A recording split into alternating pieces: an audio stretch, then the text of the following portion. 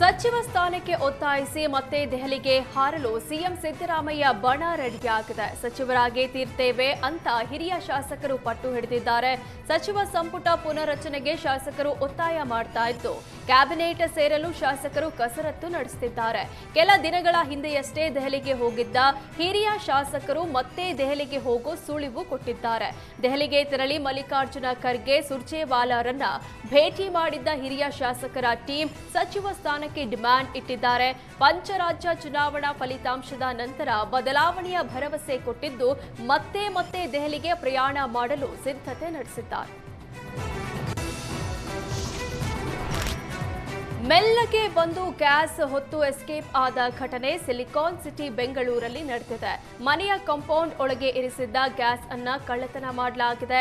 ಬೀಗ ಹಾಕಿದ್ದ gas ಬಾಕ್ಸ್ನಿಂದ gas ಕಳ್ಳತನ ಮಾಡಿ ಕಳ್ಳರು ಎಸ್ಕೇಪ್ ಆಗಿದ್ದಾರೆ. ಸದ್ಯ ಕಳ್ಳರ ಕೈಚಳಕ ಸಿಸಿಟಿವಿಯಲ್ಲಿ ಸೆರೆಯಾಗಿದೆ. ಬಾಗಲಕೋಟೆಯ ಜಮಖಂಡಿ ನಗರದ ಟಿಪ್ಪು ಸರ್ಕಲ್ ಸ್ತಂಭಕ್ಕೆ ನಿಯಂತ್ರಣ ತಪ್ಪಿ ಲಾರಿ ಚಾಲಕ ಗುದ್ದಿದ ಘಟನೆ ನಡೆದಿದೆ. ಸರ್ಕಲ್ ಸ್ತಂಭಕ್ಕೆ ಗುದ್ದಿದ ರಭಸಕ್ಕೆ ಲಾರಿ ಮುಂಭಾಗ ಪೂರ್ತಿ ನಜ್ಜುಗುಜ್ಜಾಗಿದೆ. ಲಾರಿ ಒಳಗೆ ಸಿಲುಕಿದ್ದ ಚಾಲಕನನ್ನ ಹೊರ ತೆಗೆಯಲು ಸ್ಥಳೀಯರು ಹರಸಾಹಸ ಪಟ್ಟರು. ಮುಧೋಳದಿಂದ ವಿಜಯಪುರ ಮಾರ್ಗಕ್ಕೆ ಹೊರಟಿದ್ದ ಲಾರಿ ಅಪಘಾತವಾಗಿದೆ. ಕ್ರೇನ್ ಬಳಸಿ ಲಾರಿಯನ್ನ ಪೊಲೀಸರು ಹಾಗೂ ಸ್ಥಳೀಯರು ಸ್ಥಳದಿಂದ ತೆಗೆದಿದ್ದಾರೆ. ಬಿಸಿಲಿಗೆ ಹಿರೇಹಳ್ಳ ಜಲಾಶಯ ಖಾಲಿಯಾದ ಹಿನ್ನೆಲೆ ಆಟದ ಮೈದಾನದಂತಾಗಿದೆ. 1.67 ಟಿಎಂಸಿ ಸಂಗ್ರಹ ಸಾಮರ್ಥ್ಯದ ಜಲಾಶಯ ಸದ್ಯ ಬೇಸಿಗೆ ಹಿನ್ನೆಲೆಯಲ್ಲಿ ಬರಿದಾಗಿದೆ. ಬರೋಬ್ಬರಿ 12 ವರ್ಷಗಳ ಬಳಿಕ ಜಲಾಶಯ ಬರಿದಾಗಿದ್ದು ಜನರು ಕಂಗಾಲಾಗಿದ್ದಾರೆ.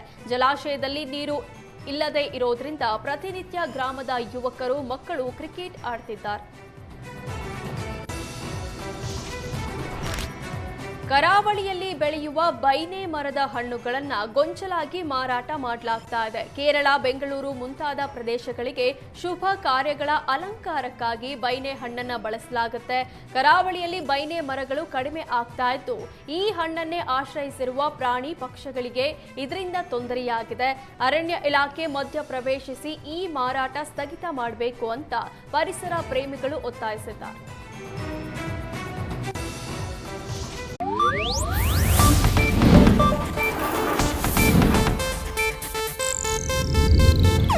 ಇದು ಏಷ್ಯಾನೆಟ್ ನ್ಯೂಸ್ ನೆಟ್ವರ್ಕ್ ಪ್ರಸ್ತುತಿ.